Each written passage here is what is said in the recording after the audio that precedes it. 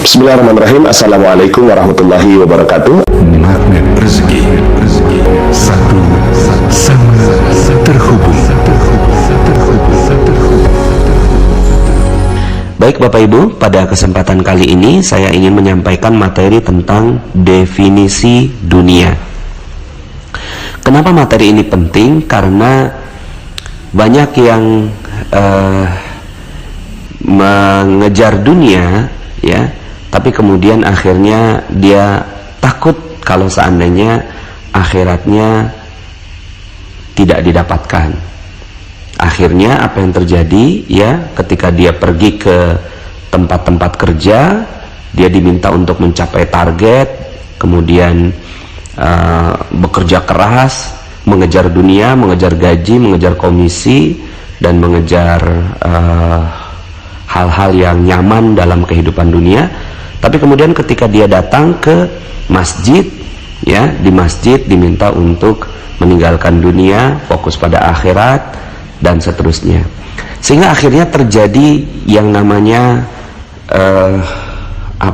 kalau bahasa saya koslet, ya Bapak Ibu, ya, kebingungan pada diri umat Islam. Sebenarnya apa yang boleh dan apa yang tidak boleh dikejar dalam kehidupan dunia ini, ya. Seperti misalnya saya mengkhususkan diri membahas tentang materi magnet rezeki, dan magnet rezeki ini memang saya memotivasi para pembaca saya, ya, atau pendengar saya untuk juga mengejar kehidupan dunia. Tapi kemudian akhirnya ada yang juga mengatakan, kok Pak Nas ngajakin orang ke dunia sih, apa nggak takut nanti di akhirat nanti ditanya oleh Allah Subhanahu wa Ta'ala, begitu, ya. Terus kemudian banyak orang yang mau kaya tapi takut nanti kalau di akhirat kekayaannya malah membuat dia terlambat untuk masuk ke dalam surga Allah Subhanahu wa Ta'ala.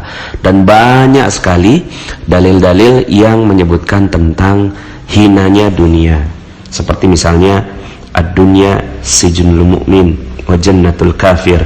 Dunia itu adalah penjara bagi orang mukmin dan surga bagi orang kafir, gitu, ya.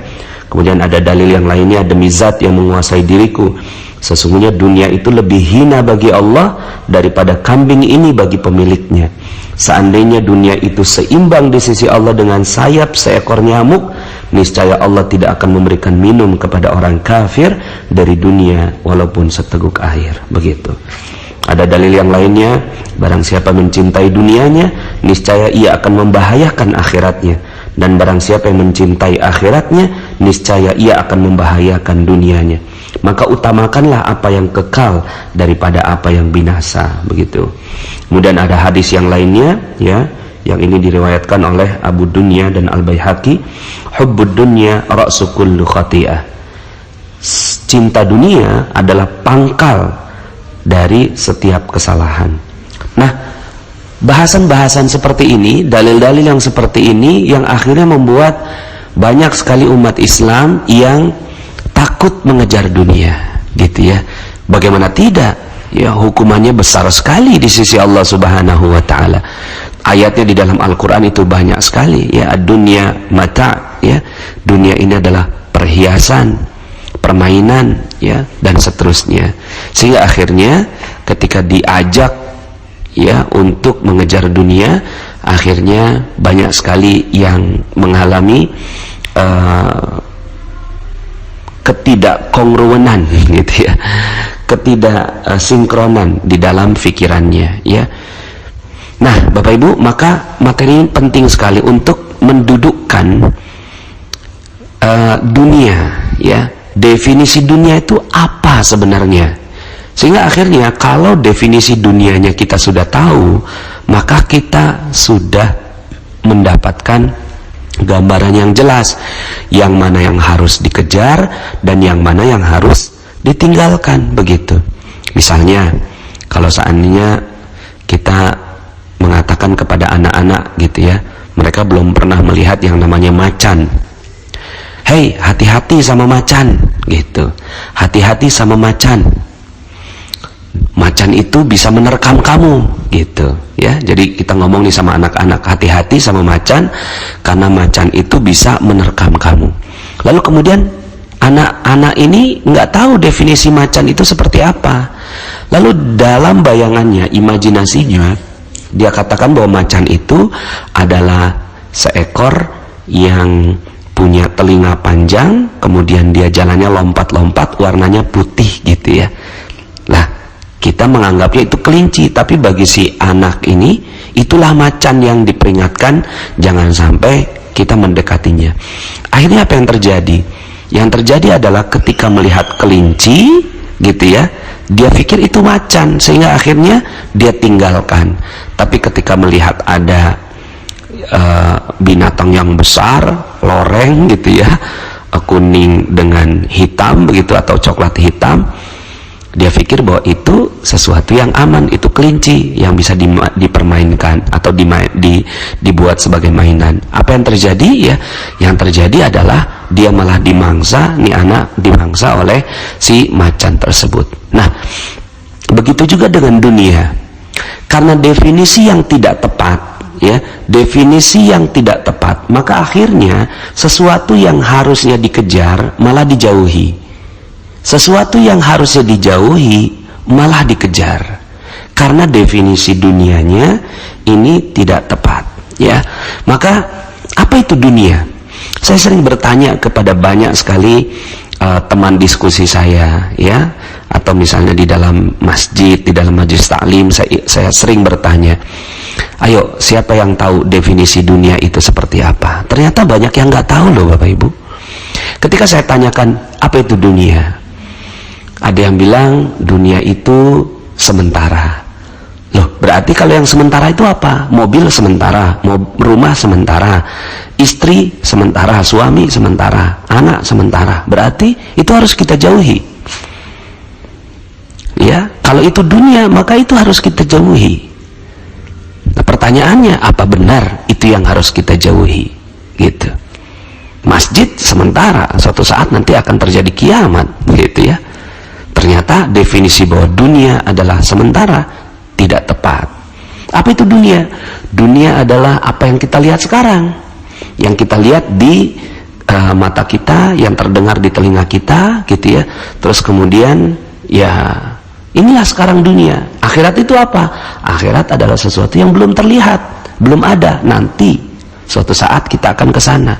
Nah, sementara dalil-dalilnya banyak yang mengatakan bahwa dunia itu harus ditinggalkan. Pertanyaannya, apa benar apa-apa yang sekarang ini kita lihat dan kehidupan kita sekarang ini adalah harus kita tinggalkan seluruhnya? Ternyata tidak. Maka definisi kita tentang dunia ini ya ternyata tidak tepat. Ada juga yang mengatakan dunia itu ya uang, dunia itu kerjaan, dunia itu bisnis, dunia itu pasar gitu. Akhirat itu apa? Akhirat itu masjid, sholat, ibadah, ngaji gitu. Terus kemudian akhirnya dengan definisi seperti ini, akhirnya betapa banyaknya umat Islam yang meninggalkan pasar, meninggalkan uang, meninggalkan kerjaan, dan akhirnya fokus ke masjid gitu kan, fokus ke majelis taklim, fokus ke ilmu-ilmu dan seterusnya. Tapi apa yang terjadi?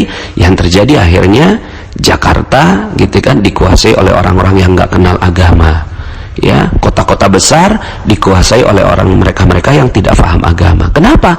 Karena definisi dunia kita adalah seperti itu.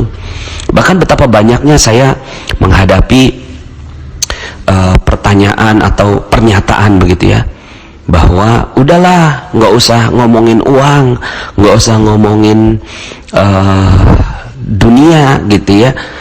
Udah masih betapa banyak kitab yang belum kita baca gitu. Nah, sehingga akhirnya dalam definisinya dia bahwa kitab-kitab agama itu adalah akhirat, sementara pekerjaan itu adalah dunia. Nah, Bapak Ibu, ini adalah definisi yang berkembang di masyarakat. Kalau saya pun tanya kepada Bapak Ibu semua, coba sekarang apa itu definisi dunia? Ternyata banyak dari kita yang tidak memahaminya. Nah, dalam materi ini saya ingin menyitir satu hadis yang tegas sekali menjelaskan tentang definisi ini, sehingga akhirnya dengan definisi dunia ini kita jadi jauh lebih mudah dalam mendefinisikan apa yang harus kita kejar dan apa yang harus kita tinggalkan. Apa itu dunia? Dalam sebuah hadis Rasulullah SAW bersabda, ad-dunya mal'unah, mal'unun ma fiha illa ma kana lillahi minha. Dunia itu semuanya terkutuk, ya. Jadi dunia itu terkutuk. Terkutuklah apa yang ada di dalamnya kecuali yang ditujukan kepada Allah. Sekali lagi, dunia itu terkutuk, dan terkutuklah apa yang ada di dalamnya kecuali yang ditujukan kepada Allah. Ya, dalam hadis yang lain, dalam format dan redaksi yang lain, kalau ini kan yang diriwayatkan oleh Tirmizi dan ia menghasankannya, ya. Nah, sementara Imam Ibnu Majah itu dengan tambahan illa zikrullah, kecuali mengingat Allah atau zikrullah, dan apa yang mendukungnya orang yang berilmu dan para penuntut ilmu.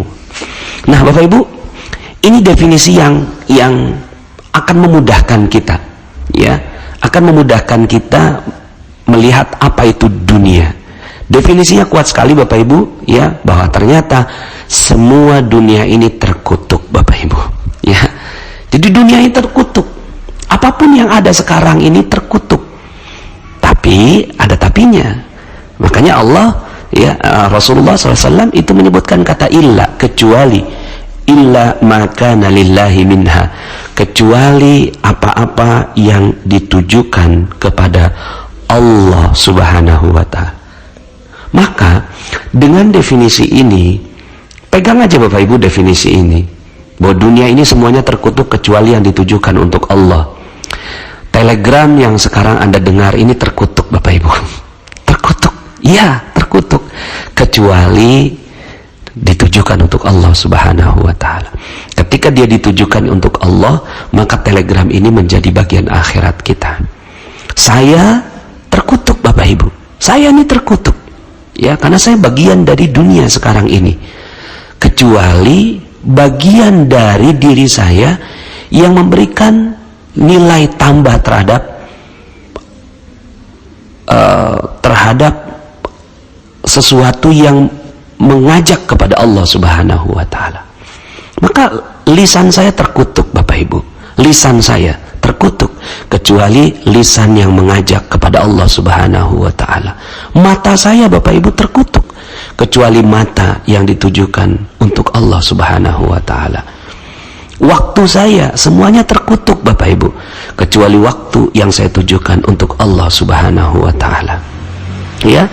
Kemudian akhirnya dengan definisi ini Bapak Ibu, uang itu terkutuk. Uang itu terkutuk kecuali uang yang ditujukan untuk Allah Subhanahu wa Ta'ala. Ya. Uang yang ditujukan untuk Allah apa? Ya, uang yang ditujukan untuk beribadah. Ketika dia makan, maka dia bisa berdiri untuk sholat. Maka uangnya menjadi uang akhirat.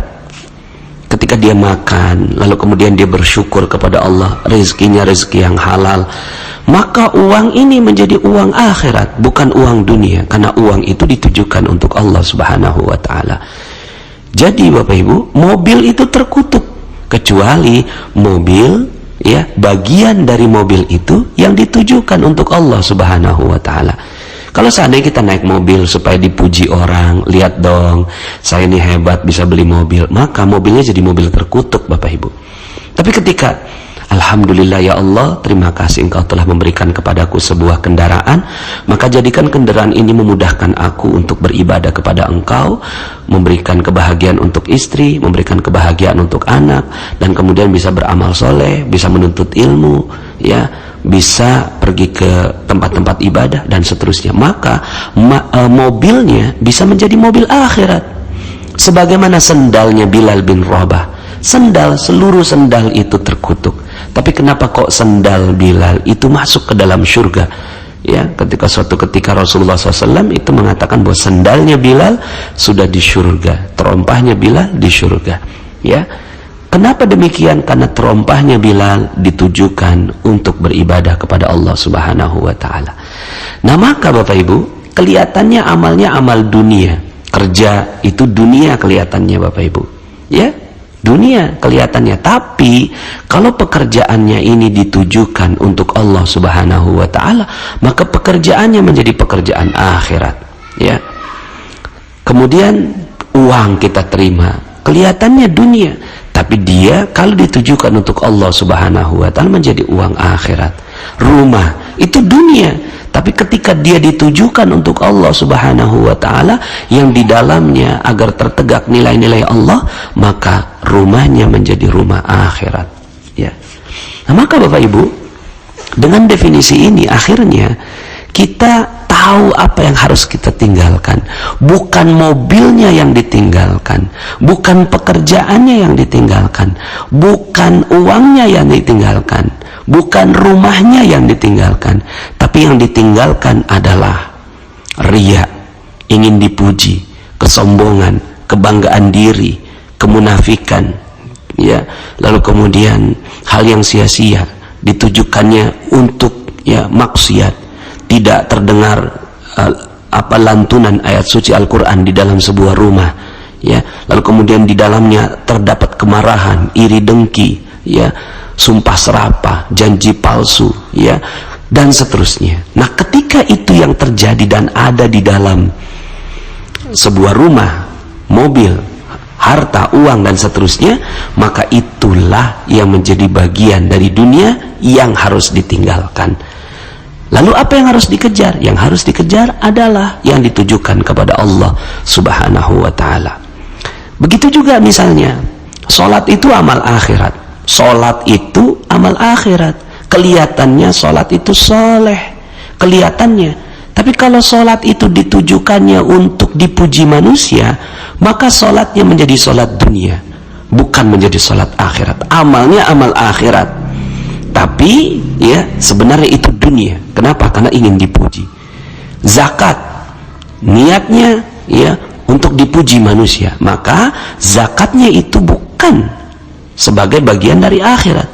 Kelihatannya amalnya amal akhirat, tapi niatnya niat dunia, ya. Kemudian masjid dibangun supaya apa? Supaya dipuji orang, ya, karena dia bisa membangun masjid, maka masjidnya bisa menjadi masjid dunia.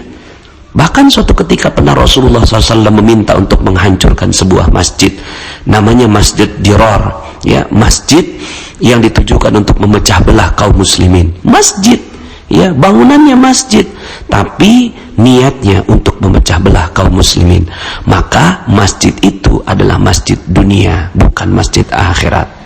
Naik haji, kalau naik haji ditujukannya untuk Allah, maka itulah akhirat.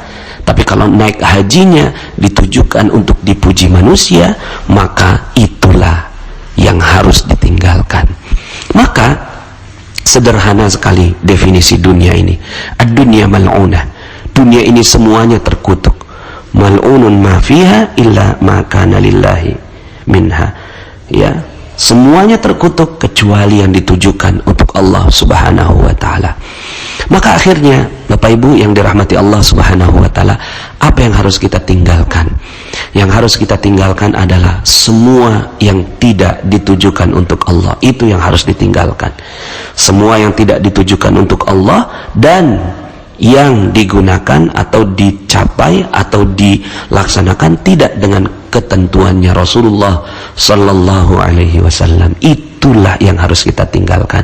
Tapi kalau seandainya bercanda dengan istri, ya, bercanda dengan istri ini bagian dari akhirat, ya, maka suatu ketika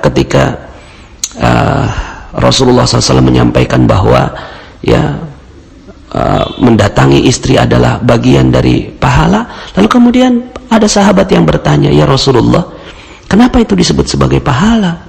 Ya, bukankah itu, ya, bersenang-senang kehidupan dunia, gitu, ya, bersenggama dengan istri. Lalu kemudian kata Rasulullah, apakah jika dilampiaskannya ke tempat yang lain itu menjadi dosa? Iya, maka melampiaskannya di dalam koridor Allah Subhanahu wa Ta'ala menjadi pahala, maka menjadi akhiratnya, gitu. Jadi jelas saja apa saja yang berada di dalam ketentuan agama, apa saja yang berada di dalam ketentuan Allah dan Rasulnya, maka itulah akhirat, walaupun bentuknya dunia. Maka suatu ketika pernah Rasulullah SAW itu mengatakan bahwa seorang yang sombong tidak akan pernah mendapatkan surga, walaupun sebesar zarrah, ya, walaupun kecil halus begitu, ya. Kemudian ada seorang sahabat yang bertanya, ya Rasulullah, saya ini suka pakaian yang bagus, pakaiannya suka yang bagus gitu ya, kemudian penampilannya suka yang bagus begitu, apakah itu juga termasuk sombong ya Rasulullah? Kata Rasulullah SAW dalam lanjutan hadisnya, ya, sebenarnya sombong itu adalah, nah, jadi didefinisikan sombong itu apa? Sombong itu bukan penampilannya, fisiknya, bukan, tapi sombong itu dua. Yang pertama, batrul haq, yaitu tidak mau menerima kebenaran. Ini adalah kesombongan, batrul haq. Walaupun kebenaran itu disampaikan oleh anak kecil, hamba sahaya, orang yang tidak berharga, maka jika itu kebenaran, kalau dia tidak mau terima, maka itulah kesombongan, dan itulah dunia. Batrul haq wa ghamtun nas, dan merendahkan manusia. Merendahkan manusia ini, ya, seperti yang dalam materi kita terumbu karang, ya, bahwa kita kadang-kadang di dalam pikiran kita melihat bencong misalnya gitu ya, lalu kemudian kita hancurkan. Lah itu adalah bagian dari dunia, merendahkan manusia, merendahkan orang yang bermaksiat, padahal belum tentu nanti di ujung hayatnya bisa jadi dia dikasih taubat oleh Allah. Kita yang sekarang ini berada dalam taat, bisa jadi di ujungnya ditergelincirkan oleh Allah Subhanahu wa Ta'ala. Maka yang harus kita tinggalkan ini bukannya uang, bukan harta, bukan mobil, bukan rumah, bukan pekerjaan, bukan, ya. Itu adalah bagian dari dunia yang terkutuk seluruhnya. Tapi gitu ya, yang harus ditinggalkan adalah yang semua itu ditujukannya untuk selain Allah Subhanahu wa Ta'ala, ya. Maka dari sekarang jelas Bapak Ibu, boleh nggak kita punya uang penghasilan 5 miliar per bulan? Boleh sekali, ya. 5 miliar per bulan boleh sekali, asalkan ya 5 miliarnya ini ditujukan untuk Allah Subhanahu wa Ta'ala. Tentunya ditujukan untuk Allah ini bukan berarti 100% disedekahkan, tidak. Itu tingkatan tertinggi, yaitu Abu Bakar Siddiq radhiyallahu an. Ada yang 50%, seperti Umar bin Khattab radhiyallahu an. Nah, yang diminta oleh Allah Subhanahu wa Ta'ala 2,5%, itu yang wajib, ya. Tergantung dengan beberapa jenis zakatnya, ya. Minimal banget 2,5% dikeluarkan, dan itu betul-betul dikeluarkan untuk perjuangan Allah Subhanahu wa Ta'ala. Selebihnya digunakannya untuk koridor Islam, memberikan pakaian yang baik buat istri, ya. Bahkan dalam sebuah hadis Rasulullah SAW itu mengatakan 1 dinar, 1 dirham yang diberikan kepada istri, ya, itu jauh lebih baik daripada 1 dinar, 1 dirham yang diberikan kepada fakir miskin. Begitu Bapak Ibu, ya. Sehingga akhirnya apa-apa yang kita tujukan, pakaian istri agar dia menutup auratnya, sendalnya supaya dia bisa berjalan dengan baik ke majelis taklim, anak-anak kita diberikan pendidikan yang baik, begitu ya. Makan kita dimulai dengan basmalah, diakhiri dengan alhamdulillah. Maka makanan kita menjadi makanan akhirat, begitu.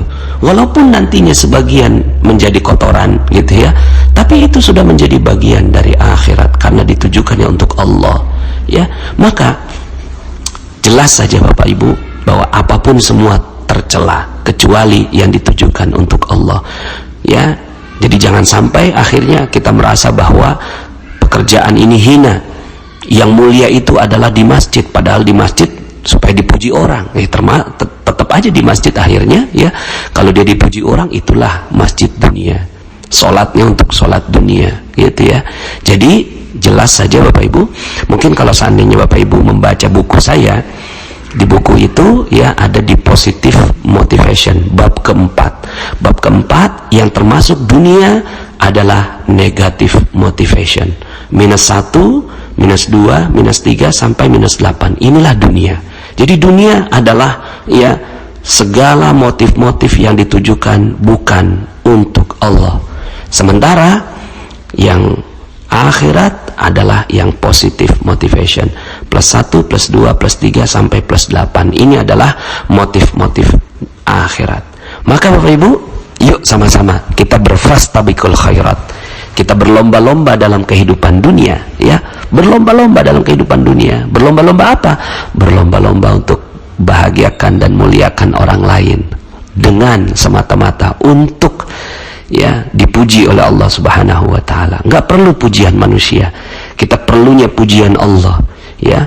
Kemudian kita berfastabiqul khairat untuk apa? Kita berlomba-lomba untuk mengisi kehidupan dunia ini. Yuk sama-sama kita berbisnis gitu ya. Kita berusaha, kita bekerja, tapi semuanya dengan rezeki yang halal, dengan koridor-koridor yang halal, koridor-koridor yang diizinkan oleh Allah Subhanahu wa taala, koridor-koridor yang ditujukan untuk Allah Subhanahu wa taala. Kalau sudah seperti ini, maka dunia Anda bisa menjadi dunia, bisa menjadi akhirat Anda, ya. Dunia yang secara fisik ini, ya, itu insya Allah bisa ketemu lagi di akhirat, ya. Rumahnya nanti bisa ketemu lagi, walaupun rumah yang sekarang tipe 120 misalnya, ya, atau tipe 36 gitu, ya. Nanti di akhirat, ya, ketemu lagi, cuma Masya Allah, ya, itu cuma jadi, ya, cuma jadi debu gitu, ya, di surga, karena bangunan yang Allah berikan di surga itu jauh-jauh lebih mulia dibandingkan dengan rumah yang sekarang kita tempati. Mobil kita insya Allah nyampe ke akhirat gitu, ya, nyampe, cuma nanti jadi museum aja Bapak Ibu, ya.